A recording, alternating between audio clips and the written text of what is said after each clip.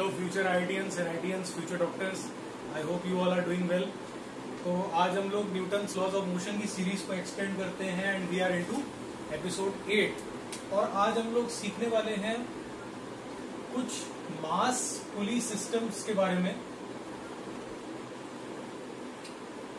Which are accelerating cases. Basically हम लोगों ने इक्विलिब्रियम में मासेस और पुलिस को कंसिडर कर लिया है पहले, बट यहाँ पे अपन कुछ एक्सेलरेटिंग केसेस को डिस्कस करते हैं. तो लेट्स एक एग्जांपल लेते हैं. यहाँ पे प्रॉब्लम से ही स्टार्ट करते हैं. There are two different setups. There is a fixed ideal pulley, ये दोनों ही फिक्स सपोर्ट है. ठीक है. और लेट्स से यहां से हम लोगों ने एक मास सस्पेंड किया m, यहां से एक मास सस्पेंड किया 2m with the help of a common string, जैसा कि दिख रहा है डायग्राम में. और यहां पे क्या, दूसरे सेटअप में क्या है कि अगेन अ फिक्स्ड आइडियल पुली. ठीक है. और यहां पे इस तरफ एक मास सस्पेंडेड है, बट दूसरी तरफ कोई मास सस्पेंडेड नहीं है, कोई एक्सटर्नल एजेंसी फोर्स लगा रही है that is equal to 2mg towards the down side. ये नीचे की तरफ इस धागे को बेसिकली खींचा जा रहा है. Clear. We need to find out acceleration of all the masses basically. ठीक है. फाइंड आउट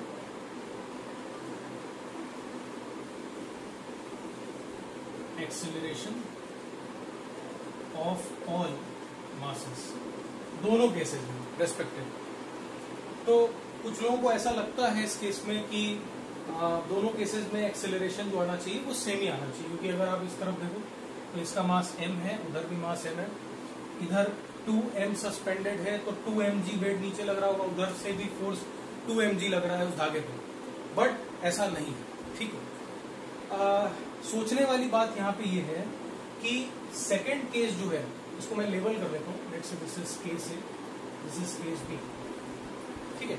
केस बी में अगर अपन देखें तो इंटायर धागे में पूरी स्ट्रिंग में कितना टेंशन डेवलप हुआ होगा.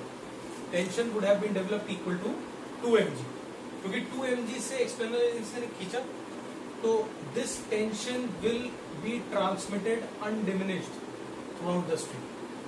ठीक है. तो पूरी स्ट्रिंग में, पूरे धागे में टेंशन 2mg आना चाहिए.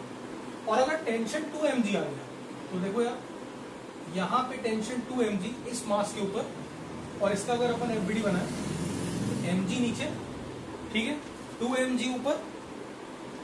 नेट फोर्स कितना लग रहा है इस मास पे, 2mg minus mg, that means mg ऊपर डिवाइडेड बाय m. इसका मतलब इस ब्लॉक का एक्सेलरेशन जो होगा वो होगा g ऊपर की तरफ. आई hope this is pretty clear. ठीक है. 2mg का tension through out, 2mg force ऊपर, mg नीचे, नेट फोर्स mg ऊपर, g इज द एक्सेलरेशन ऊपर की तरफ इस मास में. ठीक है. दूसरे केस में देखते हैं.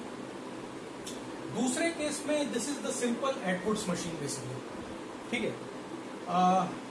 टेंशन इन द स्ट्रिंग अगर निकालना हो तो 2m1 m2 upon m1 plus m2, formula भी नो.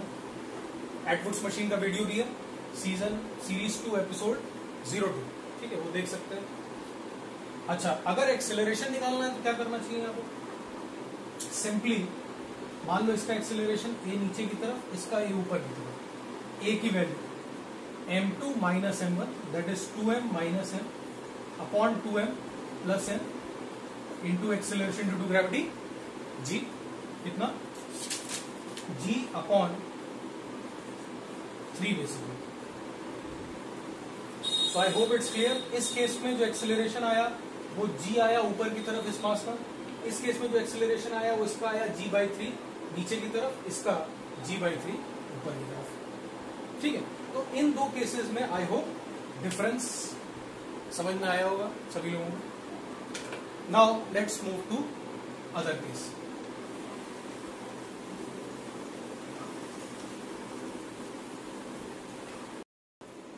सो इस पर्टिकुलर प्रॉब्लम में there is a fixed pulley, ideal pulley. जब भी पुली के बारे में कुछ मेंशन नहीं है तो आप लोग उसको आइडियल पुली ही मान के चलोगे। यहां से एक मास सस्पेंडेड है through this end of the string, let's say M3, और यहां से फर्दर एक पुली और सस्पेंडेड है, मतलब ये जो पूरा धागा आ रहा है वो इस पुली के साथ अटैच्ड है, the other end is attached to this, और एक मास इधर सस्पेंडेड है दैट इज M1, दूसरी तरफ मास सस्पेंडेड है M2। ठीक है, this setup is released from rest. ठीक है, and the condition is and M3 remains at rest after releasing। मतलब इस सेटअप को रेस्ट पे रखा गया था बिफोर रिलीजिंग, और आफ्टर रिलीजिंग कंडीशन ये है कि M3 अपना रेस्ट पे। Find relation between M1, M2, M3। Interesting case है। कुछ लोग कंस्ट्रेंट रिलेशंस के लिए भी डिमांड कर रहे हैं। Obviously Newton's laws of motion चल रहा है तो कंस्ट्रेंट पे भी एपिसोड्स बनेंगे, वीडियोस बनेंगे, बट यहां पे कंस्ट्रेंट इन्वॉल्व नहीं है, ध्यान से देखना।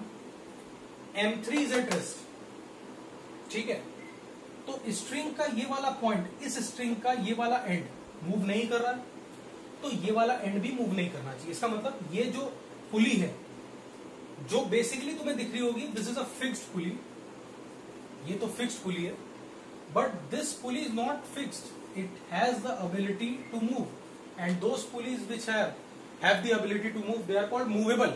ठीक है ये भी ideal, but it is movable. तो ये मूवेबल पुली है, बट सोचो, थोड़ा दिमाग लगाओ कि अगर ये एंड मूव नहीं कर रहा तो ये भी एंड मूव नहीं करना चाहिए। इसका मतलब ये भी पुली मूवेबल तो है बट मूव नहीं कर रही है इस केस में। And if this pulley doesn't move, it doesn't mean that these masses also don't move। ठीक है, ये दोनों masses मूव कर सकते हैं। कैसे मूव कर सकते हैं? Let's say क्योंकि M1, M2, M3 की वैल्यूज नहीं दी, तो मान लो कि M1 अगर A एक्सेलरेशन से ऊपर जा रहा है तो डेफिनेटली M2 A एक्सेलरेशन से नीचे आ रहा होगा, या फिर अगर M2 A एक्सेलरेशन से ऊपर जा रहा है तो M1 A एक्सेलरेशन से नीचे आ रहा होगा। But the point I want to convey through this is, अगर M3 मूव नहीं कर रहा तो ये पुली मूव नहीं कर रही, बट इस पे जो लटका हुआ धागा है दूसरा वाला, that is the second string, वो M1, M2 को एबिलिटी रखता है चलाने की। तो आई होप दिस इज क्लियर। अब हम लोग को रिलेशन निकालना है M1, M2, M3 के बीच में। ये थोड़ा इंटरेस्टिंग है। अज्यूम दैट ये वाले धागे में टेंशन T डेवलप हो रहा है। हमेशा FBD क्लियर बनाओ। इस पे T ऊपर, पुली के इस धागे से, मतलब पुली पे इस पॉइंट पे फोर्स नीचे की तरफ स्ट्रिंग की वजह से, M2 पे T ऊपर और धागे पे, मतलब पुली के इस एंड पे टेंशन T नीचे। और क्योंकि इस पुली पे T और T नीचे, इस पुली का अगर अपन FBD बनाए तो T और T नीचे, तो ऑब्वियसली ये वाले धागे में 2T ऊपर की तरफ आना चाहिए to get it stable at that point. ये रेस्ट पे, खैर ये मूव भी कर रहा होता तब भी ये कंडीशन होती। क्यों? We know that the pulley is massless, तो जितना ऊपर फोर्स आना चाहिए उतना नीचे फोर्स आना ही चाहिए। That means this is 2T, ये भी 2T, इधर नीचे की तरफ 2T, इधर ऊपर की तरफ 2T। ठीक, pretty clear we can see that 2T must be equal to M3G। इतना कन्विंसिंगली मैं क्यों बोल रहा हूं? क्योंकि ये M3 मूव नहीं कर रहा है, so 2T must be equal to M3 into G। ठीक है, अब आते हैं इस पे। Now this is an independent Atwood's machine, क्योंकि वैसे तो ये मूवेबल पुली है बट ये अभी फिक्स हो चुकी है रेस्ट पे, तो this is an independent you can say Atwood's machine.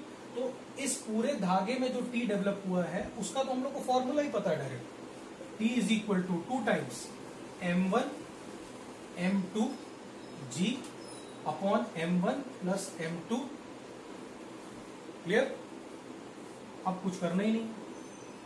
2T is equal to M3G, T is equal to 2M1 M2G upon M1 plus M2। इस सेकेंड रिलेशन को फर्स्ट में पुट कर दो। ठीक, 2 टाइम्स T, इसका मतलब 2 into 2 4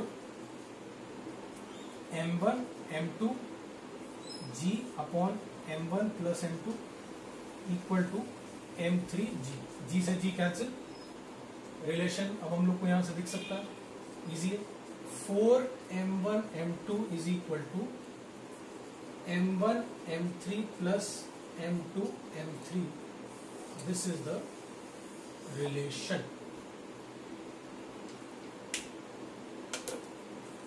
so I hope in दो problems के मीडियम से कुछ चीजें मास और पुलिस सिस्टम्स में क्लियर होंगी।